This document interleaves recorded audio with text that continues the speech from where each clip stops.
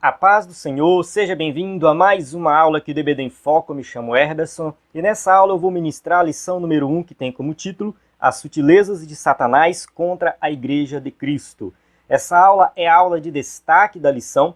Já gravei o primeiro vídeo, o vídeo que foi postado na segunda-feira usando o slide em PowerPoint. Esse vídeo passa por cada tópico e subtópico, explicando cada detalhe, seguindo a sequência da revista. Neste vídeo aqui, eu vou destacar alguns pontos para que você possa entender um pouco mais da lição, se aprofundar aí no conteúdo. Então, esta revista, ela veio aqui com esse título, Os Ataques contra a Igreja de Cristo, e a lição número 1, ela vai fornecer base para as próximas lições. Daí a importância de você se aprofundar dentro do conteúdo da lição número 1.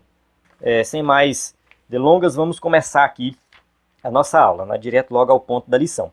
Só lembrando que dentro do EBD em Foco você encontra os subsídios completos em vídeo, áudio, PDF e também o slide em PowerPoint para você usar na sua igreja. Então acesse ebdemfoco.com, na descrição do vídeo tem o link para você acessar o nosso site e também o nosso WhatsApp. Então vamos lá, o tópico 1 fala assim, a sutileza do ataque. Então diz assim que aqui dentro do tópico 1 nós vamos entender que existe sim um ataque de Satanás contra a igreja. A gente tem que levar em consideração duas coisas. Primeiro, que a Igreja de Cristo, que é formada por todos os salvos, de todas as épocas, todas as nações, que é esse organismo vivo, invisível, a gente fala Igreja invisível, ela não vai ser destruída. As portas do inferno não prevalecerão contra a Igreja de Cristo. Então não tem como, tá? A Igreja não vai ser destruída. Outra coisa nós não, podemos achar que Satanás ele tem força suficiente para lutar contra Cristo. Como se existisse ali uma igualdade de combate, tá? Os dois combatendo de igual para igual. Não, Satanás já é um derrotado, ele já perdeu, tá? E Cristo já é mais do que vencedor. Então a gente entende que nós estamos com Cristo e com ele nós somos mais do que vencedores. A gente tem que entender essa realidade aí. Só que existe o ataque, existe uma batalha. Mas se nós não nos posicionarmos como vencedores do lado de Cristo, nós estamos sujeitos a cair. Daí a necessidade de nós estudarmos esse tema, tá? Porque a igreja sofre ataque, mas quem pertence à igreja somos nós. Então nós temos que vigiar. E o texto bíblico, aqui de 1 Timóteo 4, de 1 a 5, fala da apostasia. Alguns apostatarão da fé. Então está aqui muito claro, e a gente vai falar de apostasia nessa aula. Eu vou tratar desse tema aqui, explicar com detalhes sobre isso. Então, vamos lá, dentro do tópico 1, logo no tópico 1.1, tem um trecho da lição que eu particularmente não compreendi muito bem, que o escritor da revista coloca assim, se em anos passados as perseguições e conflitos bélicos eram os instrumentos usados, hoje isso acontece de forma muito mais sutil. Então aqui ele coloca assim, que em anos passados a perseguição acontecia com conflitos bélicos. Eu não entendi que anos passados são esses. Se ele está falando de 50 anos atrás, de 100 anos atrás, ou da igreja primitiva. Só que eu acho que não vem ao caso, porque assim, a igreja sempre passou por perseguição. Perseguição em vários níveis, de vários formatos diferentes. Então, essa frase pode ter ficado mal construída e ficou assim, meio sem vago, sem nós entendermos o período, mas se nós olharmos a igreja de Cristo desde a igreja primitiva até hoje, nós passamos, no caso a igreja passou por vários tipos de ataques diferentes. Então teve ataques que foram físicos mesmo, pessoas sofreram, no caso foram, perseguidas a ponto de perderem a vida, realmente, na espada, ou quem sabe com arma de fogo, enfim. Então muitas pessoas foram perseguidas nesse sentido, mas a igreja também foi perseguida com relação à doutrina, a igreja foi perseguida com relação a ideias, a sofismas, como Paulo usa essa palavra, sofismas, coisas que parecem ser corretas, tem toda uma lógica correta, mas por trás tem toda uma estrutura demoníaca que é para manchar as doutrinas cristãs. Então, a igreja passa por vários tipos de ataques. Então, aqui é só pontuando que nós, no caso, vivemos num contexto em que os ataques acontecem de forma mais sutil, mas ele existe. Depois o escritor vai falar do alerta do povo de Deus, só deixar bem claro que Deus sempre está nos avisando de tudo que pode acontecer.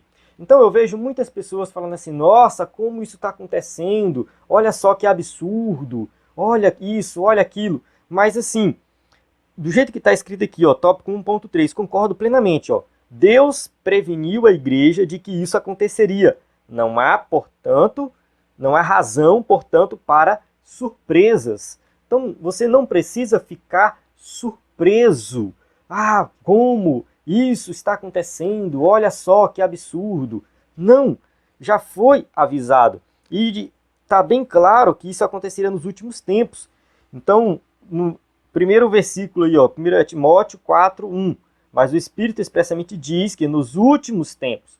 Quando que começa os últimos tempos? De acordo com uma boa parte dos teólogos, os últimos tempos começou ali na igreja primitiva. Jesus subiu aos céus, a partir dali já é os últimos tempos. Outros teólogos dizem que os últimos tempos são os dias de hoje. Eu acho que o texto de Atos 2:17 está bem claro, né, que lá está falando o seguinte, que o Espírito seria derramado nos últimos tempos.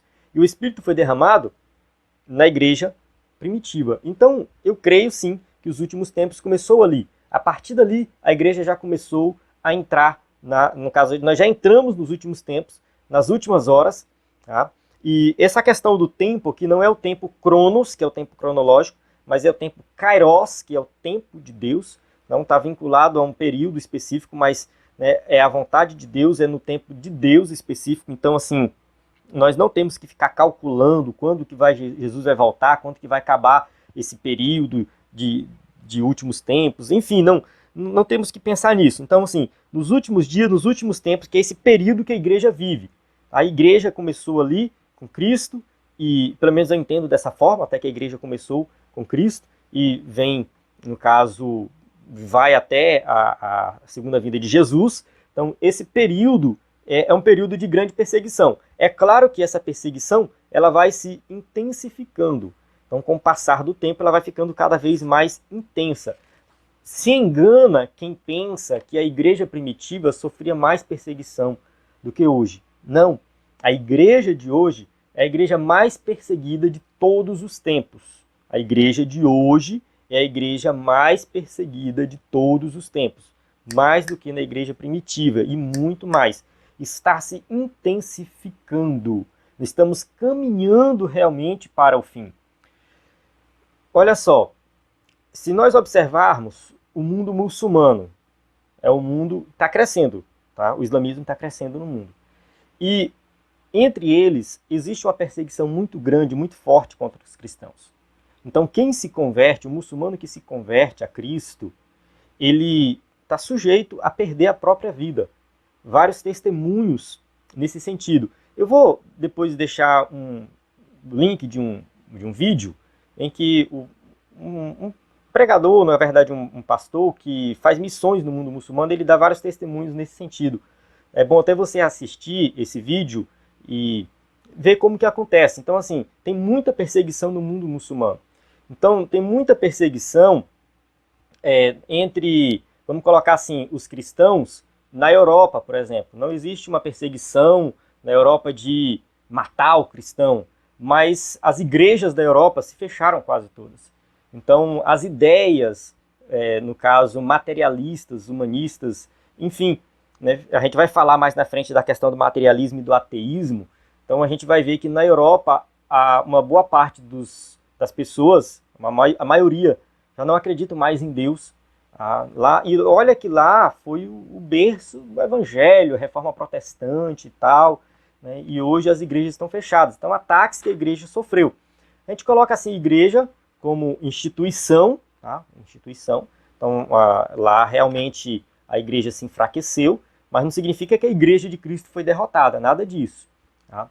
Mas a gente observa que o fato deles se abrirem para o materialismo, né, fez com que as denominações de lá fossem fechando aos poucos, e o povo aos poucos foi deixando de acreditar em Deus. Então a igreja sofreu muitos ataques na Europa e sofre até hoje.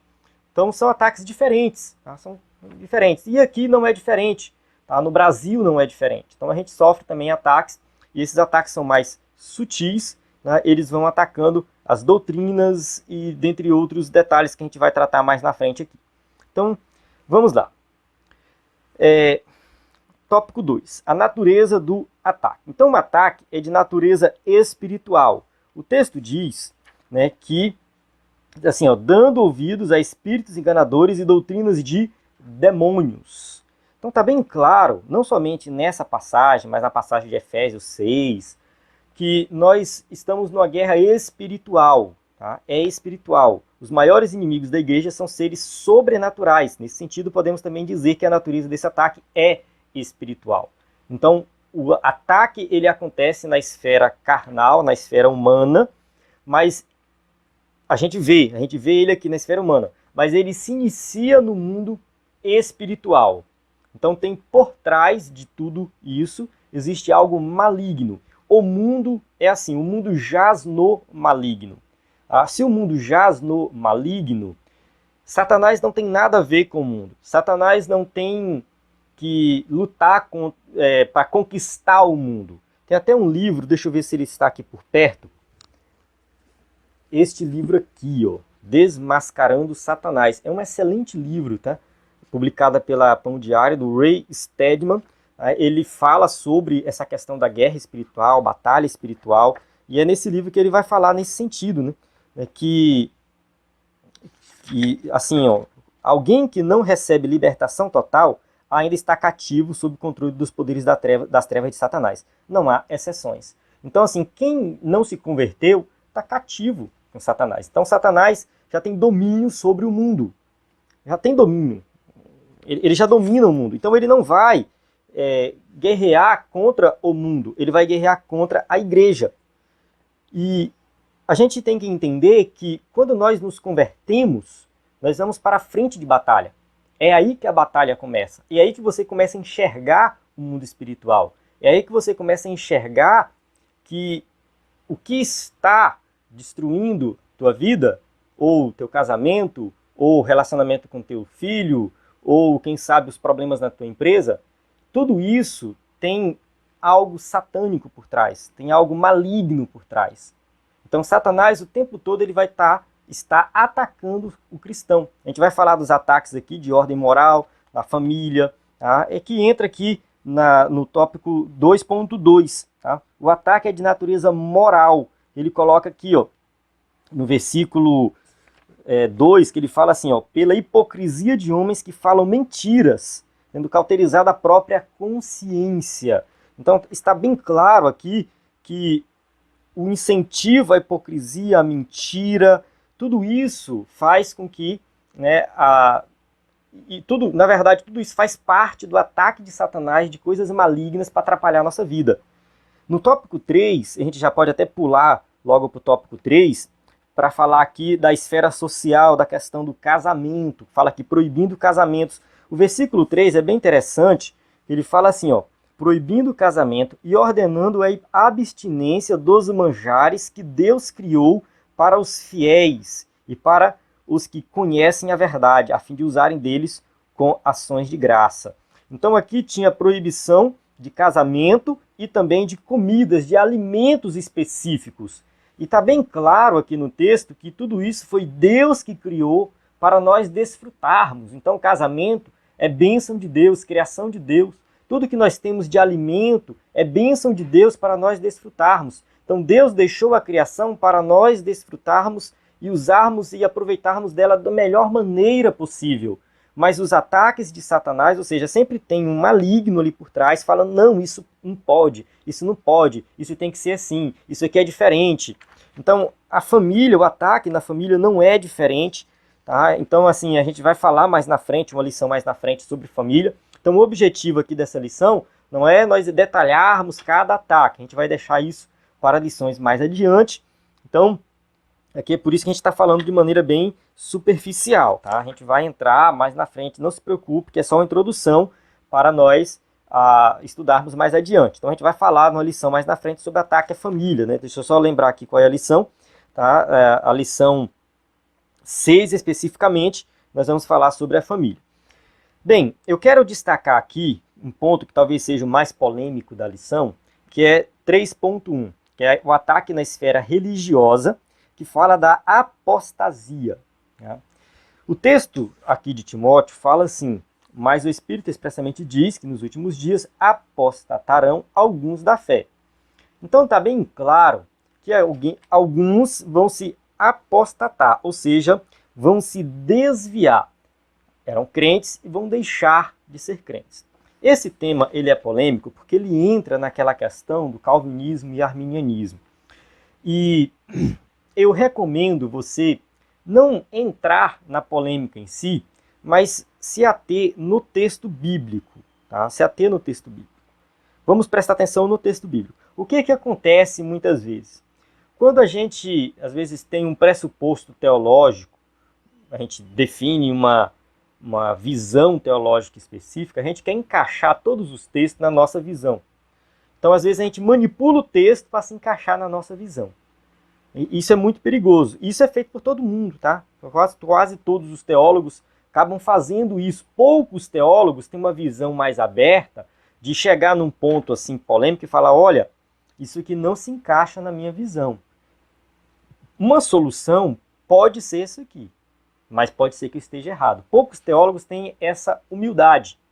E quando se fala de apostasia, sempre vai ter, no caso, aqueles que tendem mais para uma visão calvinista, vai falar, não, isso não existe, vai tentar encaixar o texto dentro da sua visão teológica. Tudo bem, mas eu acho que a gente tem que procurar um meio termo e procurar ver o que realmente o texto está querendo dizer aqui. Enfim, né, então vamos analisar esse texto aqui. Só uma coisa, quando se fala da questão da possibilidade de perder salvação, eu quero deixar bem claro que tem uma visão que as pessoas têm em comum às vezes, que ela não é uma visão bíblica e não é defendida por nenhum teólogo. Qual é essa visão? É aquela visão de que se você pecou, você perdeu a salvação. Aí você orou, pediu perdão, a salvação voltou. Aí você pecou de novo e você perdeu de novo a salvação. Aí se você morrer antes de orar, você vai para o inferno.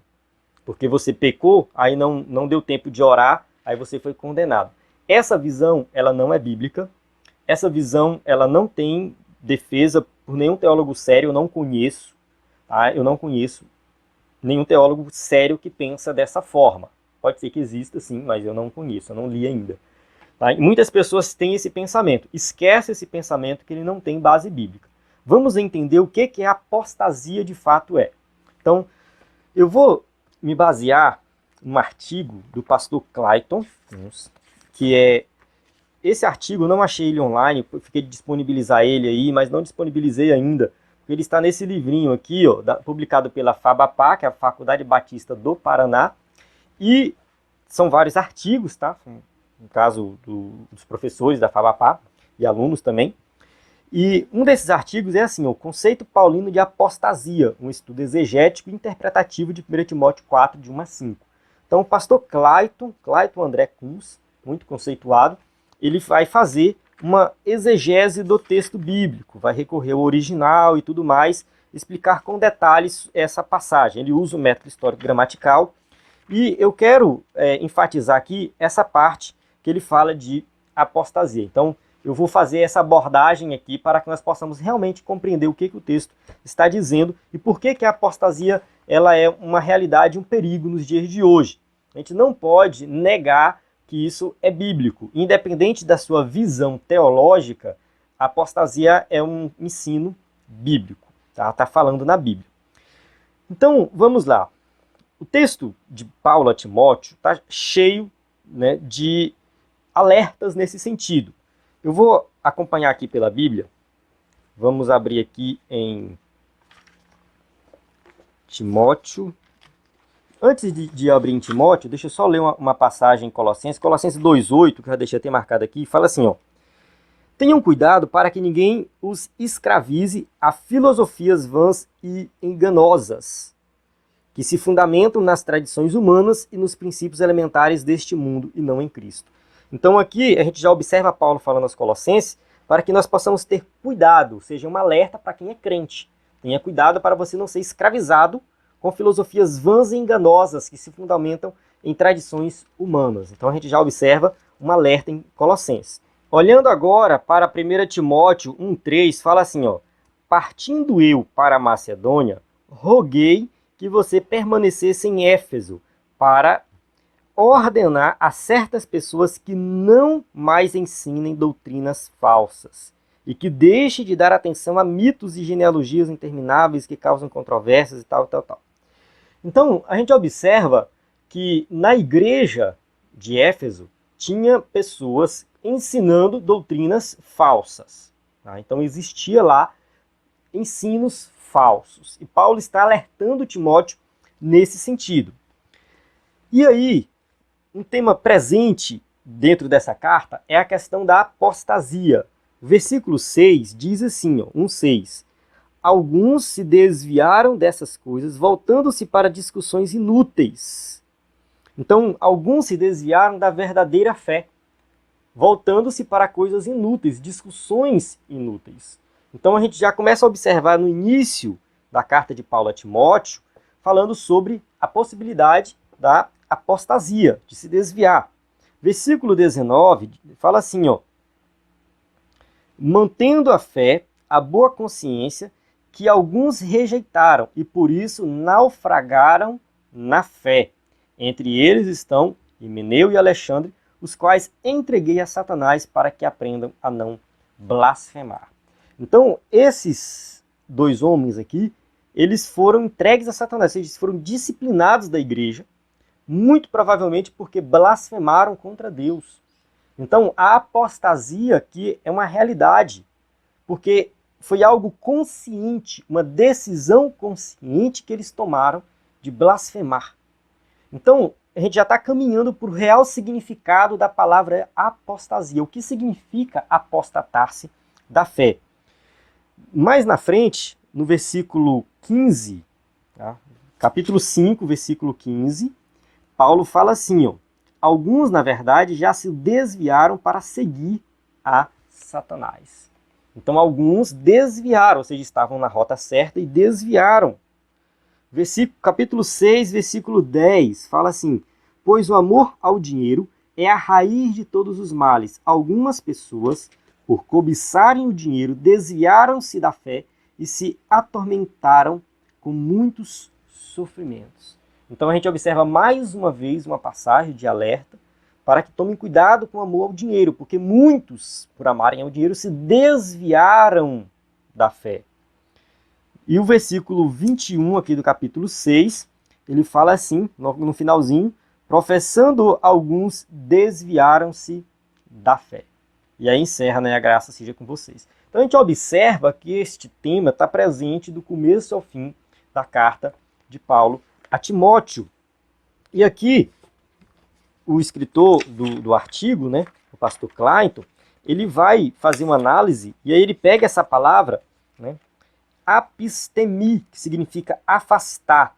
Aí ele vai fazer uma análise dessa palavra, vai pegar várias passagens bíblicas, o original, fazer definição aqui dela, tá? E também ele coloca assim, definição, tá? Apisteme, afisteme, na verdade, com PH, afisteme, tem em si o sentido de afastar, abandonar, deixar, apostatar e ir embora. É necessário, entretanto, observar o objeto do verbo para ver do que está se afastando. Então, está se afastando de quê? Então, em Atos 15:38, ela é usada no sentido físico. Lucas 13:27, de relacionamento, depois de trabalho, e em Timóteo está falando da fé. Em Lucas 8:13 é da parábola da semente, que a semente cai lá no solo, que chega a germinar, a pessoa se alegra, depois ela se afasta. Vem as perseguições e tudo mais, a parábola do semeador. Então, ele recebe a palavra com alegria, crê, aí de repente vem as perseguições, as tribulações, essa pessoa se afasta. Então, essa palavra está usada lá em Lucas 8:13 nesse sentido, de abandonar a fé. E aqui em 1 Timóteo 4:1 também, de abandonar a fé. E lá em Hebreus 3:12 está falando de afastar-se do próprio Deus. Então, este afastar-se geralmente possui uma causa, que podem ser as provações, a incredulidade, o desentendimento, falsos ensinos. Então, esse afastar-se da fé geralmente tem um motivo, não acontece do nada. Então, é uma atitude deliberada de se afastar de Deus. Então, vamos lá. Vamos ler Hebreus 3:12. Tá? Hebreus 3:12. Diz assim: cuidado, irmãos, para que nenhum de vocês tenha coração perverso, incrédulo, que se afaste do Deus vivo. Então, um alerta, cuidado para você não se afastar do Deus vivo. Afisteme, a palavra está aqui, afisteme. E apostasia, né, de acordo com Hebreus 3,12 e Hebreus 6,6, que também é uma passagem bem polêmica nesse sentido, né? Hebreus 6,6 está falando assim, ó. Eu vou ler um pouco antes, o versículo 4, 5 e o 6. Tá? Fala assim, ora, para aqueles que uma vez foram iluminados, provaram o dom celestial, tornaram-se participantes do Espírito Santo, experimentaram a bondade da palavra de Deus e os poderes da era que há de vir, mas caíram, é impossível que sejam reconduzidos ao arrependimento, pois para si mesmos estão crucificando de novo o Filho de Deus, sujeitando a desonra pública. Então a gente observa o quê? Que a apostasia, conforme esses versículos, consiste em um movimento descrente voluntário, tá? Um movimento descrente voluntário para longe de Deus, que deve ser evitado, custe o que custar. Então, é uma ação, uma atitude voluntária da pessoa se afastar de Deus. Então, a apostasia aqui, quando a gente fala de perder salvação dentro do contexto bíblico, alguns vão dizer que não existe essa possibilidade de perder salvação. Tá, tudo bem. Eu sempre tive muita dificuldade com essas duas visões, tanto uma quanto a outra. Tá? Sempre tive muita dificuldade, então sempre tomo muito cuidado ao tratar desse tema. E o cuidado que eu tomo é sempre ficar dentro do texto bíblico. Né? Então, assim, a apostasia não é aquele negócio de, pequei, perdi a salvação, pedi perdão, voltei à salvação. Não. A apostasia é uma atitude consciente, deliberada da pessoa, de afastar-se das coisas de Deus. É uma atitude, uma ação que pode ser em palavras, a pessoa fala assim, eu não quero mais servir a Deus, eu vou me desviar, eu vou para o mundo. Ou pode ser simplesmente ações práticas dessa pessoa. Talvez a pessoa continua na igreja, continua participando de tudo, pregando, ensinando, mas ela já desviou no seu coração de maneira consciente, ela já sabe disso, e ela vive na prática do pecado. Então essa pessoa ela permanece na igreja, mas está na prática do pecado. Aí a gente volta lá para o Sermão do Monte, final do Sermão do Monte, capítulo 7 de Mateus. Muitos me dirão naquele dia, Senhor, Senhor, em teu nome, expulsamos demônio e tal. Então assim, muitas pessoas estão na igreja, mas não são salvas, porque a sua atitude, o seu coração, a sua mente está no mundo, está no pecado. Então a apostasia é nesse sentido. A pessoa se afasta de maneira consciente de Deus. Então tem gente que fala assim, será que eu perdi minha salvação? Será que eu não sou mais salvo? Se você está preocupado com isso é porque não. Tá? Não. Se você está preocupado em ser salvo, em alcançar a salvação, em saber mais de Deus, em ter mais intimidade com Deus, você não perdeu a sua salvação. Tá? Você está preocupado porque o apóstata, ele já decidiu no seu coração que ele não quer mais servir a Deus. Tanto por ideias quanto por ações pecaminosas. E eu conheço várias pessoas assim. Eu já vi pessoas que foram crentes a vida inteira, fizeram a obra de Deus. Eu já vi gente aqui no Pará, como as coisas às vezes um pouco difíceis no interior do Pará, abrir igreja 40 quilômetros na estrada de chão, lama, buraco. Sabe aquela dificuldade, irmão, para pregar o evangelho? Que muitos irmãos aqui passam muitas vezes de ir, pastores e dirigentes de congregação, às vezes ir com uma roupa e levar uma outra na sacola, porque quando chegar lá tem que trocar a roupa, porque vai estar toda melada de lama. Então assim, eu já vi gente fazer isso, tá? Chegar, passar, sei lá, 2 horas na estrada de chão, maior dificuldade, para pregar para 3 pessoas numa igreja. E a gente olhar e falar, rapaz, esse camarada é crente. Esse camarada aqui é crente. Olha só a dificuldade que ele tem para fazer a obra de Deus. E hoje está no mundo. Entende? E hoje está desviado. E hoje não quer mais saber de Deus. Entende? Tomou uma decisão consciente de não adorar e não servir mais a Deus. Então, eu já vi isso. Então, assim, não é aquela pessoa que está na igreja, estou aqui, né? Aí de repente está no mundo. Esse talvez nunca nem se converteu. né? Aqueles que estão assim em cima do muro. Eu estou falando de gente que se entregou por completo na obra de Deus, fazendo a obra, e de repente essa pessoa está no mundo. De repente não, né? É aos poucos. Essa pessoa ela vai caindo, vai se afastando, vai se envolvendo com ideias e pecados e tudo mais, e aí de repente ela já está no mundo. Então isso é apostasia, tá? É apostatar-se da fé. Então, isso é uma realidade bíblica. A gente vai observar não somente nessa carta aqui de Timóteo e Hebreus, tá? Mas outras cartas, o apóstolo Paulo ele vai tratar desse tema, Pedro, enfim, a gente vê Jesus falando disso também. E uma observação no texto de Hebreus, que fala, né, que esses que aconteceu isso, é impossível, tá? Mais caíram, é impossível que sejam reconduzidos. Não é que a graça de Deus não é suficiente para restaurar essa pessoa, não. Tá? Não é que isso seja um pecado imperdoável, não. É que a pessoa que viveu tudo que o Evangelho pode oferecer, de repente ela se afasta, essa pessoa está com o coração tão endurecido que ela não consegue mais se submeter ao senhorio de Cristo. Ela não consegue mais se arrepender. Então não é que a graça de Deus não é suficiente, é que a pessoa endureceu o coração. Então a apostasia, ela realmente é um problema. Paulo vai tratar desse tema também em Tessalonicenses, 2 Tessalonicenses, quando fala do anticristo, ele vai mostrar que a apostasia é algo que está presente. Vamos ver aqui, 2 Tessalonicenses 2:3, que fala assim, ó: não deixem que ninguém os engane de modo algum. Olha, um alerta, cuidado para vocês não serem enganados. Antes daquele dia virá a apostasia. Então, antes daquele dia, antes de chegar aquele dia, qual é o dia que ele está se referindo aqui? Reflita um pouco. Antes daquele dia, virá a apostasia.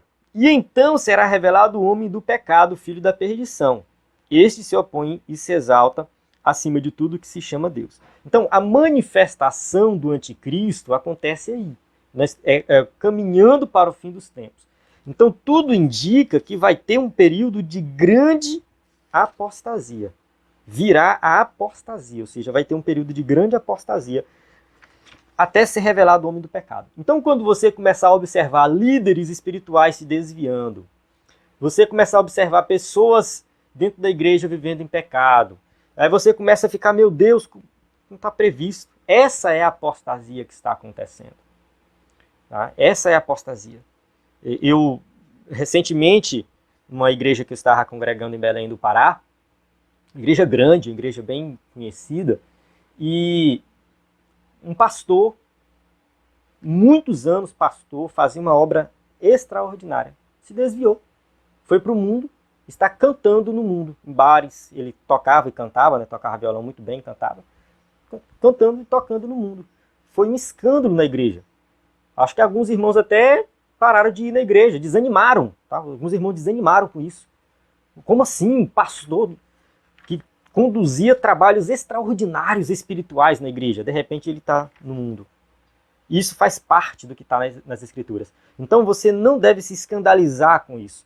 Quando você vê aquele pastor famoso, conhecido, de repente está desviado, está no mundo, está falando uma heresia por aí, não se preocupe.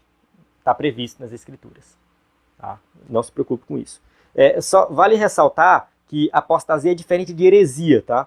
Difere um pouco, porque o herege, ele nega algum aspecto da fé cristã, tá? Algum pontinho da fé, mas mantém o nome de cristão e tal. Tá? O herege, ele é assim. O apóstata não. É aquele que recusa por completo o evangelho, se recusa e vai para o mundo. Tá? Então tem o herege e tem o apóstata, que são diferentes. Tá, vamos lá. Para encerrar aqui a nossa aula, a gente tem que falar aqui do tópico 4 sobre a questão das armas que nós temos para vencer os ataques de Satanás. Então a igreja está protegida. O escritor aqui destaca a exposição da palavra e a oração, que é o que está na nossa leitura bíblica em classe, 1 Timóteo 4:5, porque pela palavra de Deus e pela oração é santificada. Então a igreja vai se santificar através da palavra de Deus. Exposição da palavra, pregação expositiva. É isso que a igreja precisa. Então, você que é líder, pastor, procure pregar e ensinar a palavra de Deus na sua igreja. Procure ensinar a verdade e não a mentira. Não é que você vai ensinar o que é mentiroso, não, nada disso. É que às vezes a gente vai pregar e fica falando mais do inimigo do que de Deus. Tem crente que é especialista em diabo. Tem crente que é especialista em todo tipo de doutrina maléfica. E esquece da doutrina de Deus. Entende? Então, assim, a gente tem que ensinar para a igreja a palavra. Porque quando o povo absorver essa palavra, colocar a palavra no coração e viver essa palavra, o que vai acontecer? Quando aparecer o erro, eles vão identificar. E isso aqui é errado, porque a palavra diz diferente. Então é através da palavra que nós vamos identificar o que é errado. Porque doutrinas erradas no mundo existem milhares. Tá? Até uma crítica que eu faço um pouco do escritor da revista, aqui a gente vai falar mais na frente, mas é claro, porque a revista é muito resumida também, né? Ele se preocupou, eu já li a revista toda, e ele se preocupou em apresentar as coisas erradas que o mundo está fazendo. Mas ofereceu, para mim, pouca informação de como que nós devemos combater. Enfim, uma percepção minha, mas nada que a gente não possa fazer estudando e complementando a lição. Tá? Eu acho que é mais questão da lição ser resumida. Então, assim, quando a gente vai para os ataques que a família sofre, tem 200 mil lá no mundo. A gente não vai conhecer um por um. Então a gente tem que conhecer qual é o modelo de família ideal de acordo com o que a Bíblia ensina. E aí a gente consegue identificar o que é errado que vem de lá. Então, assim, movimentos desigrejados, as mídias sociais, enfim, que a gente vai falar mais na frente. Então, assim, todo tipo de coisa que não presta o mundo vai oferecer. Mas nós temos a palavra. E através da palavra a gente consegue falar, não, isso aqui é certo, isso aqui é errado. Tá? Então é a palavra que vai nos guiar. E a oração. A gente não pode deixar de falar de oração. É muito importante a igreja se reunir em oração, principalmente oração em conjunto. Porque assim, a oração individual ela deve acontecer na vida do cristão. Cada crente tem que ter o seu momento de oração. Isso tem que ser incentivado, ensinado na igreja. Mas é importante a igreja voltar às reuniões de oração. Quem sabe no culto de domingo, antes de começar o culto, faz um momento de oração. Quem sabe no meio do culto, ou quem sabe marcar um culto específico para que a igreja possa orar. Mas é importante a igreja voltar-se para a oração, porque somente através da oração que nós vamos vencer as batalhas espirituais. É a palavra de Deus e a oração. É claro que a gente pode falar da armadura de Deus, de acordo com Efésios 6, fazer um estudo mais completo sobre isso. Essa lição não tem como propósito nesse sentido, mas na frente, durante as próximas aulas, a gente vai se relembrando isso. Essas são as armaduras que nós temos. Então a gente vai usando isso para vencer. Então a gente vence a batalha espiritual com armas espirituais e não com armas carnais. Amém? Bem, eu chego ao final. Consegui falar até o final, graças a Deus. A garganta já está sofrendo aqui um pouquinho. Mas eu agradeço você por ter acompanhado, se chegou até aqui ao fim do vídeo. Muito obrigado, que Deus abençoe grandemente sua vida. E durante o trimestre a gente vai se falando, a gente vai aprendendo uns com os outros, temos muita coisa pela frente. Que Deus possa abençoar grandemente sua vida. Não deixe de acessar o site ebdenfoco.com, que você vai encontrar um conteúdo completo das lições para ministrar uma aula de excelência. A paz do Senhor, até a próxima aula.